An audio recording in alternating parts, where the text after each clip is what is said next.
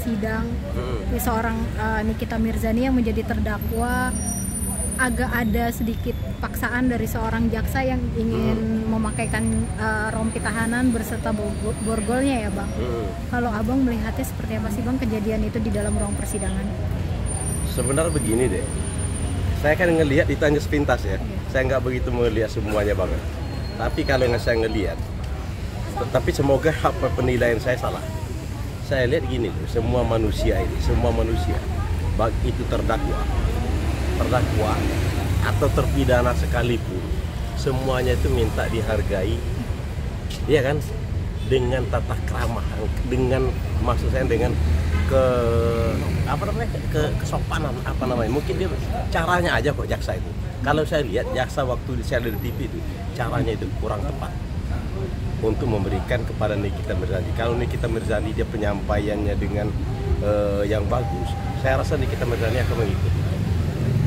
Akan lulu gitu ya Pak? Akan lulu, pasti. Karena Nikita Mirzani itu manusia semuanya mau dihargai.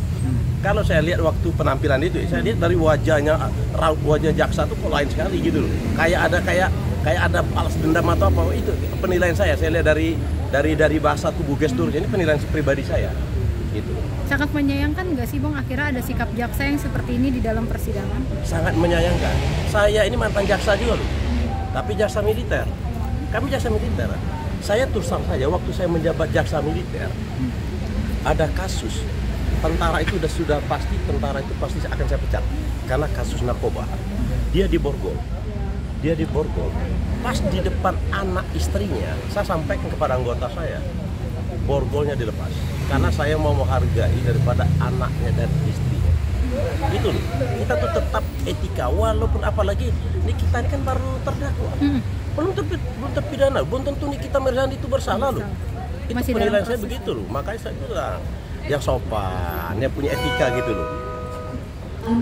Ini kan juga berlarut-larut, terus juga banyak akhirnya di dalam persidangan tuh kayak saling nyerang pribadi, terus akhirnya juga kayak ada yang datang dengan membawa orang-orang pria bertubuh besar gitu Bang, yang Siapa akhirnya di dalam persidangan tuh kurang kondusif. Siapa gitu, itu yang bawa bertubuh besar? dari pihak lawannya Nikita Mirzani. Nah inilah saya bilang penegak hukum harus netral. Saya mantan penegak hukum juga untuk di militer. Sekarang saya menjadi pengacara profesional. Seharusnya mereka istilahnya itu mereka tuh harus berani menyampaikan, jangan ragu. Ini kan mungkin ini kan terjadi mungkin dari pihaknya di kita ngelihat ada pihak lawan berbadan kekar besar, mungkin lebih terpancing emosi atau bagaimana, makanya harus tegas. Ibarat kata saya sampaikan penegak hukum tegas tetapi bukan emosi. Boleh sampaikan, tegas sama emosi beda. Kalau emosi kadang-kadang karena dendam ada pribadinya, mungkin dia masih tersinggung, jadi dengan sewenang-wenang, itu nggak boleh.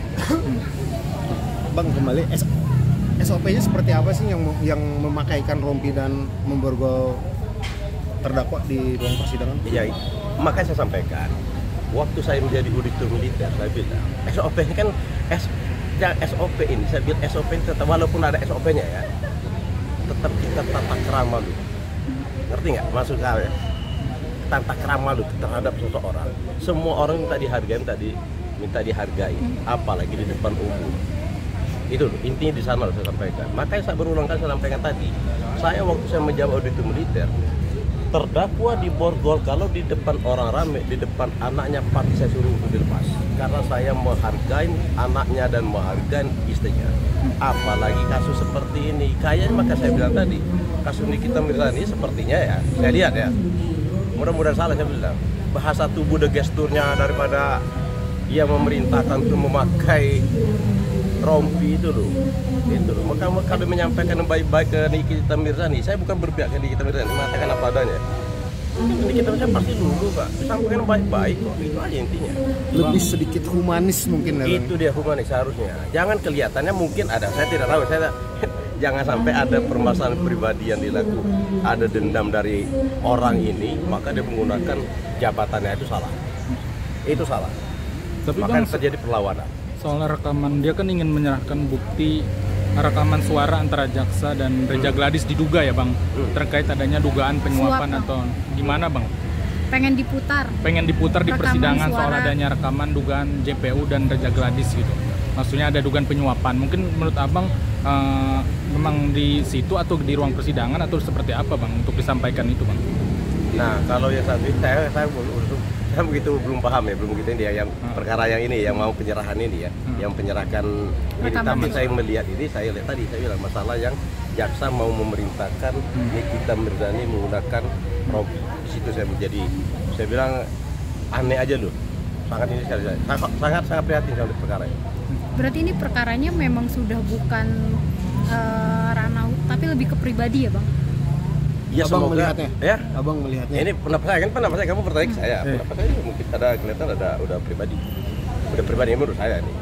Saya lihat waktu penyerahan dan memerintahkan atau memakai itu udah menggunakan dengan aroganan gitu, seperti arogan itu. Sepertinya kan arogan itu.